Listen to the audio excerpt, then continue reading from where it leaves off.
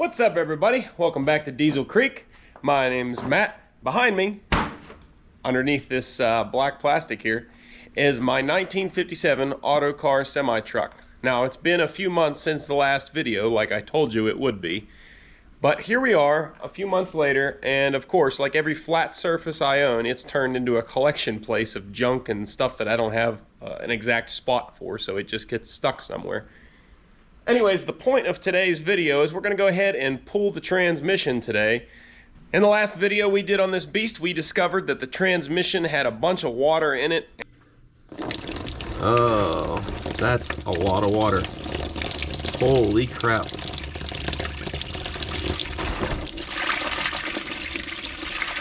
Good Lord, how is it getting in there? And I tore the top cover off the transmission only to find some bad bearings, and that looks to be about it so far, but we can't tell for sure until we really get into the meat of her. To do that, we're going to need to remove the transmission from the truck, and this isn't like the transmission in your Honda Civic that a couple of guys could just pick up and lug around, or, well, Honda Civic, I think one guy can just lug around, but this transmission is like 2.5 feet long and like 1.5 feet tall, and probably weighs in the neighborhood, I'm guessing, of about 500 or 600 pounds. She's a big girl, might even be more than that. So I have this thing all covered up for the last couple months because we painted something here under the roof of the building.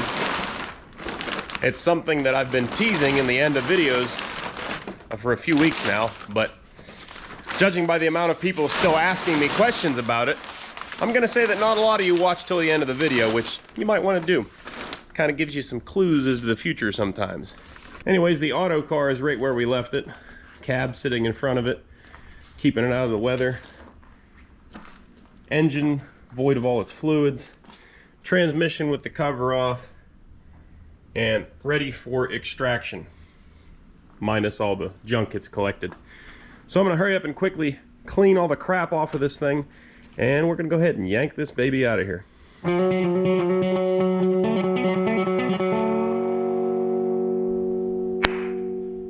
All right, we got enough stuff off of it to do what we need to do. At least I couldn't find a home for everything, but at least we can get in here to work now. It should come as no surprise to you that I have never done this before, so I'm just kind of winging it, as I usually do in these videos. And a lot of you guys seem to think that I've got millennia of mechanical experience, and I assure you I do not. So anyways, my plan of attack here, I think I'm going to remove this section of drive shaft that goes between the primary and the secondary transmission here. After that's out of the way, I think we're going to go ahead and drop these two bolts here, the rear hangers for the transmission. We'll get those out of the way. I think we're going to have to unbolt this cross member, at least it seems to be the easiest way. Get that out of the way, and then hook onto the transmission with the crane and zip the bell housing bolts around there, and hopefully the thing just slides back off of here like any other transmission. I have no reason to believe it won't, but I'm not going to count my chickens before they hatch either. So let's get into this thing. Well, first things first, we're going to coil the living crap out all these fasteners we're about to use, or try to turn rather. And there is an awful lot of them. And I'm betting some of these things have never ever been turned in their lives, other than when they were installed, so chance that some of them are going to fight us pretty good.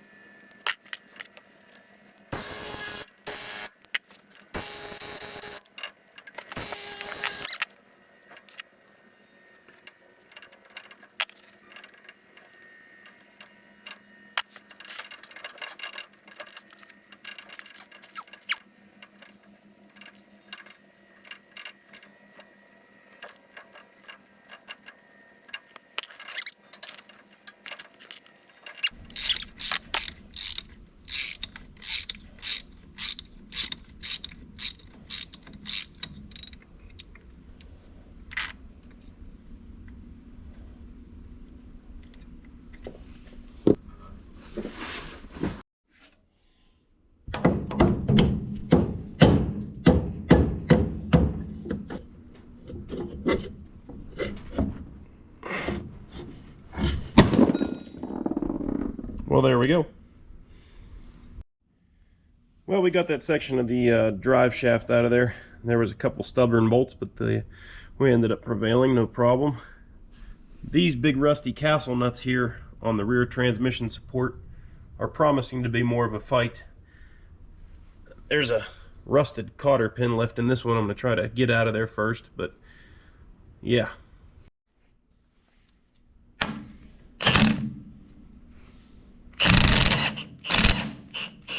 Well, that's annoying. What a bummer.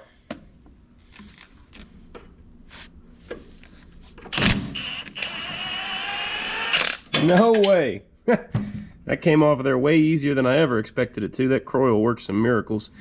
And then, I don't know if you guys noticed, the castle nut just dropped straight down inside the transmission. So it's a good place for it, I'd say. Huh?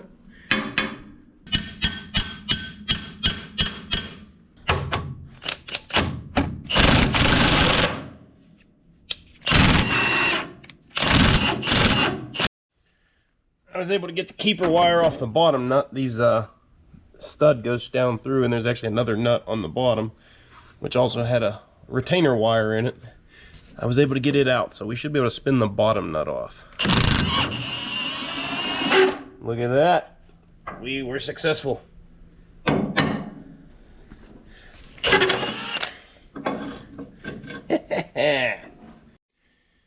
Alright, so originally I was thinking we were going to pull the cross member and then bring this up and out, but that just looks like a chore. Those bolts, I'm sure they're going to fight us. They're pretty rusted, and there's no way to get an impact on them without removing the fuel tanks. So what I think I can actually do is grab a hold of the transmission now with the crane, support it, and then undo the bell housing bolts, slide it back, and then set it down on the ground, and I'll actually pick the truck up and over the transmission, and that will be our easiest way to go about this, I think.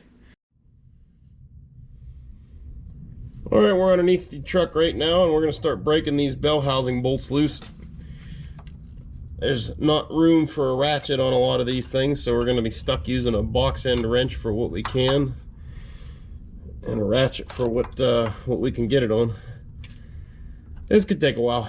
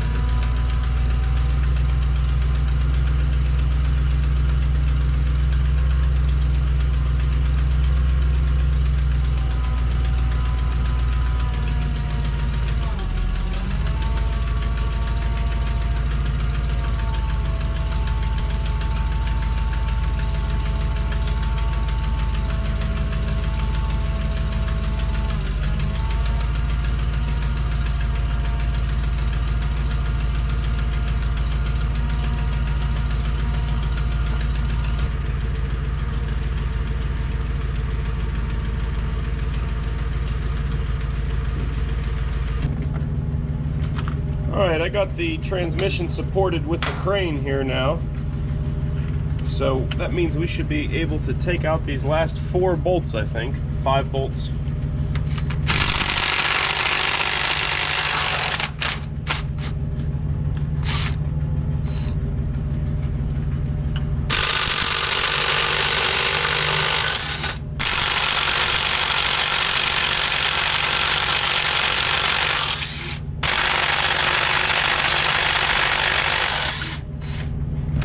Last bolt, here we go.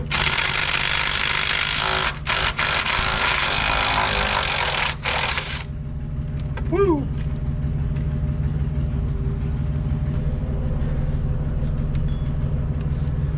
All right, looks like we need to put some more weight on it.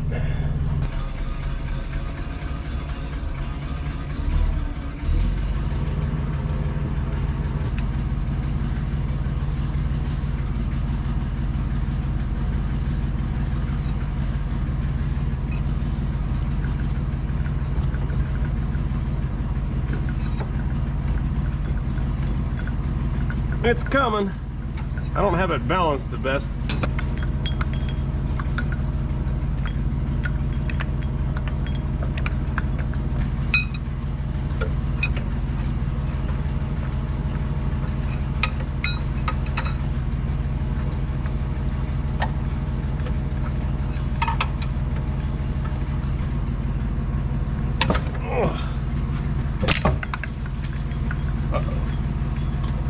You know what, I should have choked that strap on there.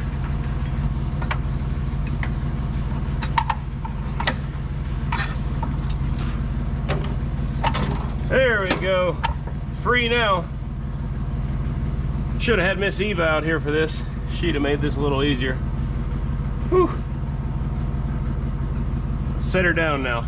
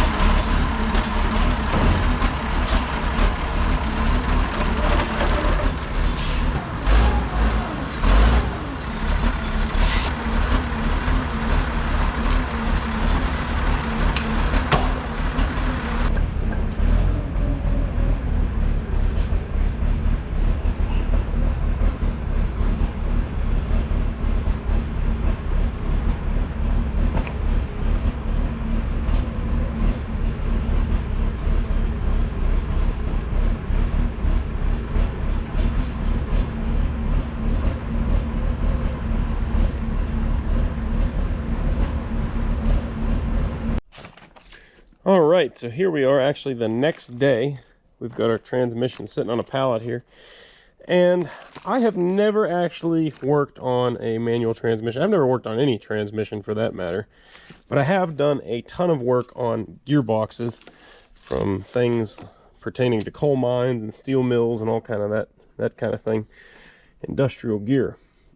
So I'm not a transmission expert, and I could be wrong, but I think I have found the problem, and I'm not sure if you guys saw it while I was pulling the transmission out or not, but can you see how cattywampus that's going? I think that could be a problem, huh? What do you guys think?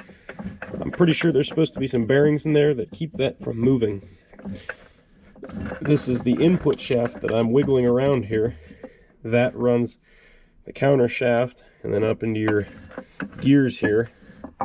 And there's plenty of great explanations on YouTube of how manual transmissions work, but basically this guy spins, puts power down here, and engages and disengages all these other gears to make you go different speeds. So this is a Dana Spicer and a model number 8251. I talked to a buddy of mine that used to be a transmission builder, and he says that there's still bearing kits available for this transmission, so we shouldn't have any trouble there. We should be able to just order a kit and have all the parts we need. And I'm just on the fence of whether I want to tackle this myself or maybe drive over and have him help me with it. He does live several hours away, so we'll see. I'm not 100% sure yet. This stub on the input shaft here should be right. Ooh. Actually, looking at our input shaft here too, I don't know if you guys can tell, there is quite a bit of wear actually on the input shaft here. There's like a spot right here in the middle where it's not worn, and then there's like an inch of wear and an inch of wear, and maybe like 1/4 inch here that is not worn. This input shaft would probably last me forever because I'm not going to run this truck a tremendous amount and put a lot of miles on it, but that is something that's worn, and we will consider replacing if we can. Another thing about this input shaft that doesn't look great is the stub nose here. This rides in a pilot bushing and or bearing. This rides in a pilot bushing, and I don't know if you can see that polish spot in the middle. It's not worn evenly. It's got some ridges worn into it. So really, that should probably be turned and bushed, and the bushing that it rides in should be replaced. Looks like our PTO here is also a Dana Spicer, and when we have the transmission apart, we'll go through that thing too, make sure it is all good. I might as well just leave it on there. I'm not sure if I'm ever going to use it, but it's nice to have it there in case we do want to use it in the future. I believe this truck did have a winch on it whenever it was new, and I would love to put a winch back on it. I think they look really cool on old trucks like this. It would bolt right here to the frame, and it would kind of look like this. So there is the back side of the engine. That's the flywheel and the clutch and the pressure plate and all that. And I'm no expert at heavy-duty clutch assemblies, but that's a little bit different than I'm used to seeing. Maybe comment down below if that thing looks like it's an oddball kind of deal, or if that's pretty standard. Maybe it's just for the era. That's pretty common. I don't know. I believe that modern clutches look a little different. Well, like I said, I've never actually gone through one of these transmissions or any transmission by myself before and worked on it.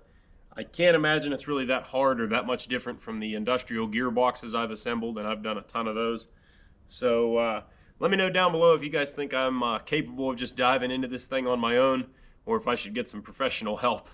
It's no secret that on the channel here I've done several things like rebuilding a big block V8 for the very first time on camera, and a lot of you guys were none the wiser. Anyways, I'm not usually afraid to jump into something with both feet here. This does slightly concern me, but as long as I have a good parts breakdown, I think we'll be okay. While the transmission's out, we're going to strip some other things off like the fenders and the fuel tank, and I think we're going to go ahead and get this thing prepped and ready for some primer, at least at this point. And then eventually, of course, it's going to need paint. I am still working on finding a cab. I do believe that I have located one, and hopefully I can secure it and have it back here before too long, and I'll take you guys with me when we go to get it. I do want to give a big thank you to all the Patreons that are supporting this project. I do not like the idea of taking money from all you guys, but a lot of you have bugged me about it to the point where I set up a Patreon page, and if you want, you can donate to the restoration of this truck. And I really, really appreciate that from the bottom of my heart, because you're really speeding up the progress on this truck. I never dreamed I'd be getting to it this fast, and be really working on it this in depth at this time. There's a lot of things going on here at the farm. That's why I'm not working on it steady. The same thing with the grader. I know everybody's asking me about that, and the same thing with the church. There's progress happening on all of those things, but not enough has happened on any of them to make a good full video. So I hope you guys like this kind of a little update on where we're at with the Autocar. There'll definitely be plenty more to come in the future. One last thing, guys, if you liked the video, don't forget, hit the thumbs up button. It really helps the channel out and doesn't cost you guys a thing. And also, be sure you're subscribed so I can catch you on the next video of the Autocar or whatever else it is we're working on. Thanks for watching. I'll see you on the next one.